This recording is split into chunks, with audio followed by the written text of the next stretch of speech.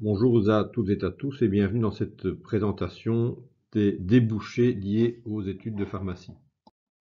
Donc c'est moi-même, François Dufrane, qui vous présenterai ces différents éléments. Et si vous avez des questions supplémentaires, n'hésitez pas à me contacter par téléphone ou par mail. Vous aurez également toute une série de contacts, de références et de sites internet disponibles à la fin de cet exposé.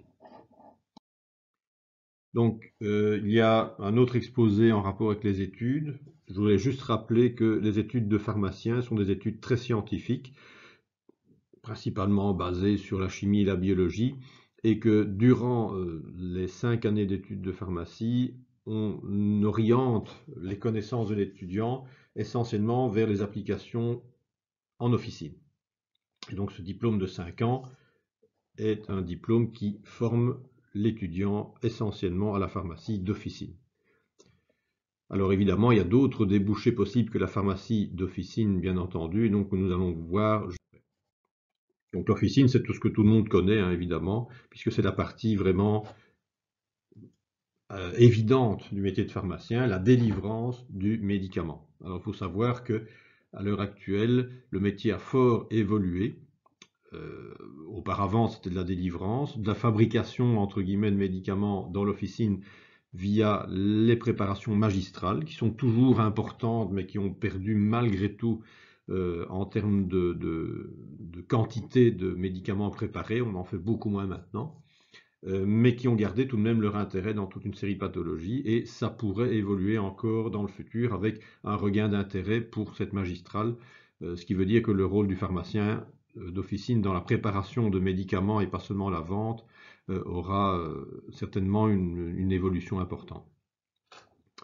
À l'heure actuelle, cette délivrance s'accompagne obligatoirement, c'est défini par la loi, par l'analyse de la prescription pour trouver éventuellement les problèmes liés à la délivrance du médicament, par exemple les interactions médicamenteuses, le conseil au patient pour bien expliquer à quoi servent les médicaments de manière pédagogique, mais également pour bien expliquer comment les utiliser. Donc ça c'est très très important pour toute une série de médicaments notamment qui sont technologiquement très évolués par rapport aux simples comprimés, comme par exemple les médicaments qui permettent de combattre l'asthme et qui sont des systèmes d'administration beaucoup plus compliqués que la simple gélule, le simple comprimé.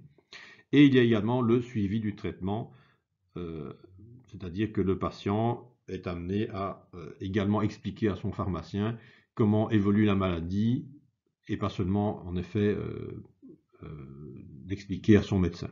Le pharmacien est également là pour écouter si la maladie évolue positivement, mais surtout négativement, pour ensuite rediriger le patient vers le médecin. Donc ça, c'est vraiment les rôles importants du pharmacien d'officine.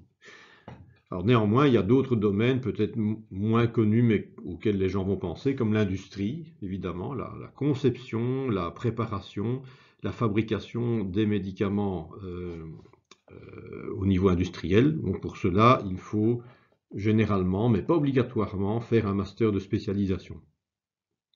Pourquoi? Mais en fait, ça dépend quel type de poste on imagine avoir dans l'industrie plus tard. Il faut savoir que pour certains postes, il est obligatoire d'avoir un diplôme complémentaire, notamment de master de spécialisation. C'est le cas pour les personnes qualifiées qui libèrent les lots de médicaments de l'industrie, qui autorisent cette libération et qui ont un poste extrêmement élevé dans l'entreprise et qui nécessitent donc une formation très poussée dans toute une série de domaines allant de la chimie jusqu'à la législation. À côté de ça, il y a tous les postes de recherche. Donc pour là, évidemment, il y a également des postes dans les universités, mais également dans les industries. Et là, il faut généralement, en tout cas dans la très grande majorité des cas, avoir fait un doctorat, qui est un diplôme d'études dans lequel on apprend à faire de la recherche. Ce que c'est que de la recherche faite correctement, scientifiquement, et selon aussi une éthique basée sur notamment l'éthique scientifique. Ça, c'est vraiment les différents domaines dans lesquels vraiment on peut estimer que la majorité des gens pensent que le pharmacien est impliqué. À côté de cela, donc, il y a aussi la biologie clinique. C'est l'analyse des échantillons biologiques qui est effectuée dans des laboratoires d'analyse où vont être analysés le sang, l'urine, les échantillons de tissu à des fins diagnostiques. Et donc là, ce genre de laboratoire est dirigé par des médecins, mais aussi par des pharmaciens. Et là, il y a un master de spécialisation qui y conduit également. Là, c'est obligatoire pour travailler dans ces laboratoires d'avoir fait un master de spécialisation en biologie clinique. Dans les hôpitaux, on a également des pharmaciens. Les pharmaciens ont surtout la gestion de l'officine hospitalière, qui est une officine qui délivre les médicaments pour l'usage strictement à l'intérieur de l'hôpital. Et donc là, normalement, pour diriger cette institution, il faut avoir fait le master de spécialisation. On peut toutefois travailler dans une officine hospitalière sans être pharmacien hospitalier diplômé avec un diplôme supplémentaire. Simplement, on n'aura jamais accès au même niveau de responsabilité. À côté de la délivrance et de la gestion du stock de médicaments dans l'hôpital, il y a également toutes les notions de pharmacie clinique, c'est-à-dire de suivi de l'usage des médicaments par les patients dans les hôpitaux, qui est un domaine qui est actuellement en fort développement dans l'ensemble des pays du monde occidental, et notamment aux États-Unis et au Canada, mais également en Europe. Vous avez aussi la dermocosmétologie et la cosmétologie, qui est la conception de formes à usage cosmétique ou dermique. Donc ça va des formes entre guillemets très sérieuses qui servent à soigner des maladies, comme le psoriasis ou des maladies bactériennes, jusqu'on va dire à la cosmétique un peu plus légère, notamment des crèmes hydratantes, des crèmes assouplissantes, etc. Donc ça va être de la formulation, en passant par les études sur la peau, les études cliniques également éventuellement, là-dedans si le pharmacien a un rôle à jouer. On peut aussi travailler dans la fonction publique. Alors, ça va être dans l'enregistrement des médicaments, puisque quand un médicament doit être mis sur le marché dans un pays, notamment en Belgique, c'est le cas, il faut que ça passe par un avis d'un établissement central scientifique qui est associé au ministère de la Santé ou l'Agence fédérale de santé publique et des médicaments en Belgique. Ça va être aussi le remboursement des médicaments via l'ENAMI et toute une série d'autres éléments, comme également la sécurité alimentaire. Donc là aussi, des pharmaciens peuvent travailler. Généralement, il faut faire aussi un master de spécialisation en industrie, par exemple, ça peut être le cas, ou un doctorat. Mais il faut savoir que également là, des pharmaciens peuvent travailler sans avoir fait une spécialisation, simplement, par exemple, parce qu'ils ont été repérés lors d'un stage qu'ils ont fait là-bas. D'où l'importance de faire des stages complémentaires dans des endroits où on aurait envie de travailler éventuellement pour voir comment ça se passe, mais aussi pour être repéré par les gens qui travaillent là-bas comme des personnes, des étudiants qui ont des qualités intéressantes. Alors il y a aussi la phytothérapie, l'herboristerie. Il faut savoir qu'en Belgique, vous avez des établissements où on vend des plantes médicinales séchées notamment, donc les herboristeries, mais il ne faut pas de diplôme particulier pour y travailler. Il n'y a pas non plus de diplôme particulier en Belgique menant vers l'herboristerie, la phytothérapie. En France non plus d'ailleurs, c'est terminé. Et donc là, généralement, il faut un diplôme d'études spécialisées en industrie pour pouvoir notamment produire ces substances ou ce matériel-là, mais pas pour les vendre dans un magasin de type herboristerie. Les pharmacies peuvent avoir leur propre rayon également de phytothérapie herboristerie, mais ne peuvent pas le mettre en principe trop en avant, puisque tous les pharmaciens ont les mêmes compétences et toutes les pharmacies offrent le même service et ne peuvent pas mettre en avant un service particulier.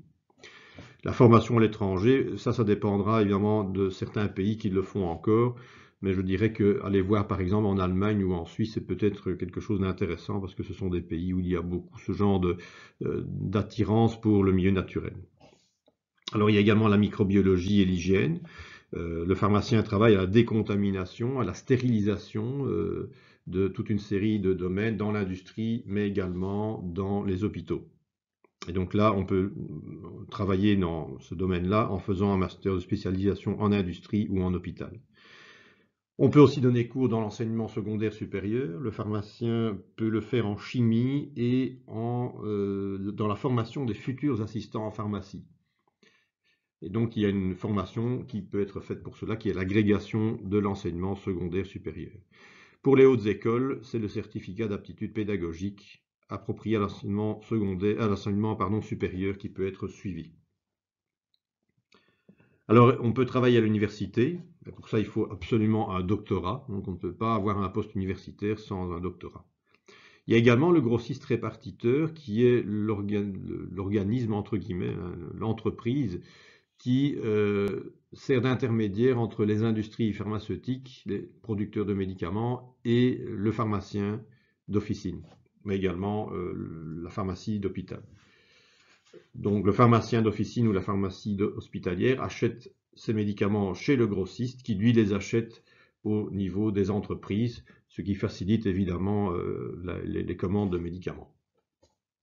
Donc là aussi, il faut un pharmacien en principe, puisque évidemment, tout stock de médicaments doit être géré par un pharmacien qui va s'assurer que les médicaments en stock sont conservés dans des conditions correctes.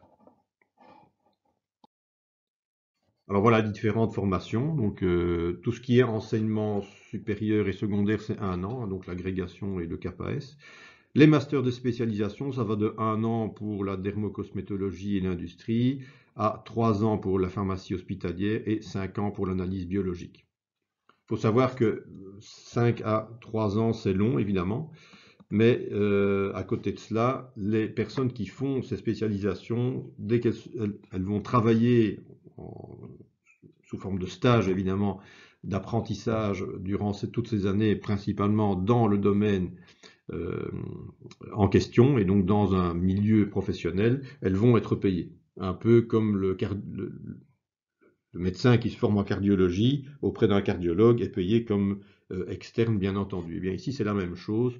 Pendant 3 ans, le pharmacien qui fait la pharmacie hospitalière travaille et se forme, en plus de quelques cours qu'il doit encore suivre, dans une officine hospitalière, et il est payé comme, entre guillemets, adjoint. En analyse biologique, c'est la même chose. Donc on est tout de même payé pendant toutes ces années, heureusement, puisque ce ne serait pas vivable sinon. Même chose pour le doctorat. Le doctorat, ce sont des études un peu particulières où il y a quelques cours, mais surtout de la recherche. Pendant 4 à 6 ans, on est payé en plus par une bourse pour le faire. Alors les bourses concernent surtout les doctorats de 4 ans où on ne fait que de la recherche, alors que quand on fait un doctorat pendant 6 ans, c'est généralement parce qu'on est assistant à l'université. Et donc, on a aussi des heures à prester en tant qu'assistant dans les travaux pratiques ou pour donner des séances d'exercice, par exemple. Donc, voilà ce que l'on peut dire là-dessus. Alors, il faut savoir que, et pour terminer là-dessus, le métier de pharmacien est un métier où il n'y a à l'heure actuelle que très peu de chômage en Belgique. En réalité, probablement pas du tout. C'est un plein emploi. Parce que d'une part, on recherche beaucoup de pharmaciens encore dans différents domaines, dont l'officine, mais également dans l'industrie, dans la recherche, il en manque beaucoup. Et également, il en manque tout de même dans les hôpitaux. Et donc, vous avez ici quelques articles qui datent parfois d'un peu plus longtemps, mais certains sont intimement récents. On montre que, en effet, il y a toujours énormément de postes vacants pour lesquels, par contre, on doit aller chercher des pharmaciens à l'extérieur de la Belgique.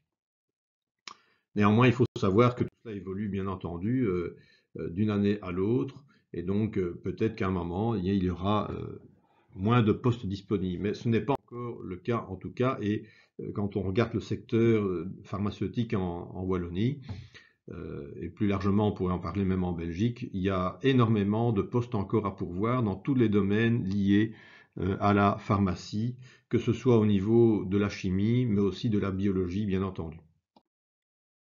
Et même en recherche, il ne faut pas l'oublier, c'est extrêmement important. Et pour tout renseignement généraux, vous pouvez contacter soit moi-même pour les renseignements et les débouchés, et pour les aspects administratifs, le secrétariat. Je vous remercie pour votre attention.